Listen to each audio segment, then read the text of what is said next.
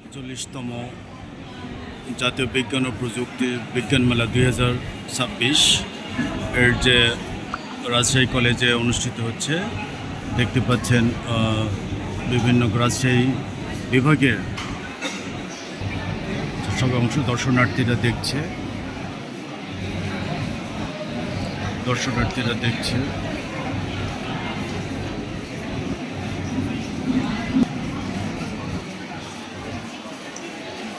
দর্শনার্থীরা বিভিন্ন স্টল ঘুরে ঘুরে দেখছেন।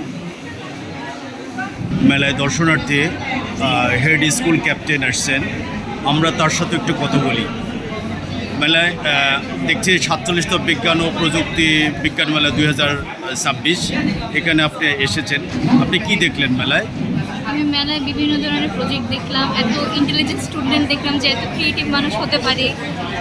সবার কোর্স দেখলাম, এত সুন্দর সুন্দর প্রজেক্ট বানিয়েছে। তারপরে অনেক কিছু নতুন দেখছি যেটা আগে কোনোদিন দেখিনি।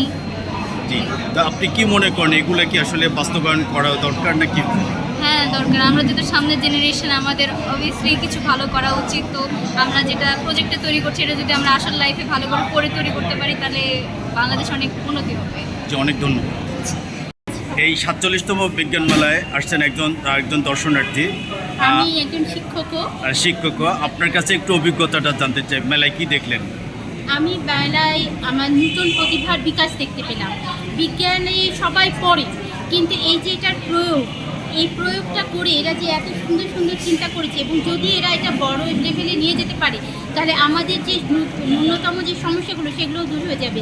আমি একটা প্রজেক্ট দেখলাম, সে হচ্ছে চাপের মাধ্যমে বিদ্যুৎ উৎপাদন করছে। আমরা প্রতিনিয়তই হাঁটাচলা করছি, সেখানে চাপ প্রয়োগ হচ্ছে, এটা একটা দারুণ বিষয়। আমি এক জায়গায় দেখলাম 20 সেকেন্ড আগে নাকি ভূমিকম্প সেটা প্রেডিক্ট করবে। যদি এটা সত্যিই সম্ভব হয়, আমাদের ম্যাক্সিমাম টাইমে দেখা যায় যে ভূমিকম্পের জন্য দৌড়াদৌড়িতেই মানুষ মারা যাচ্ছে।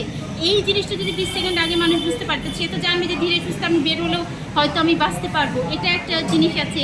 তাছাড়াও একজনকে দেখলাম যে তারা নাকি নির্বিচ্ছিন্ন বিদ্যুৎ দিতে পারবে শুধুমাত্র বর্জ্য এর মাধ্যমে। এটাও যদি হয় চমৎকার। তো আমি আশা করব যে আমার ভবিষ্যৎ প্রজন্মের যারা আছে তারা সবাই এই কাজগুলোকে এগিয়ে নিয়ে যাবে। শুধু এই বিজ্ঞান মেলায় তারা সীমাবদ্ধ থাকবে না, আমাদের বাস্তবিক ক্ষেত্রেও এটা প্রয়োগ করবে, এবং আমরা ইনশাআল্লাহ বাংলাদেশ একসময় সমৃদ্ধ দেশে পরিণত হবে। অনুগ্রহ করে আপনার পরিচয়টা। আমি রিফাতারা শাহুন, আমি হচ্ছে গিয়ে বায়োলজি টিচার, গভর্নমেন্ট কলেজ।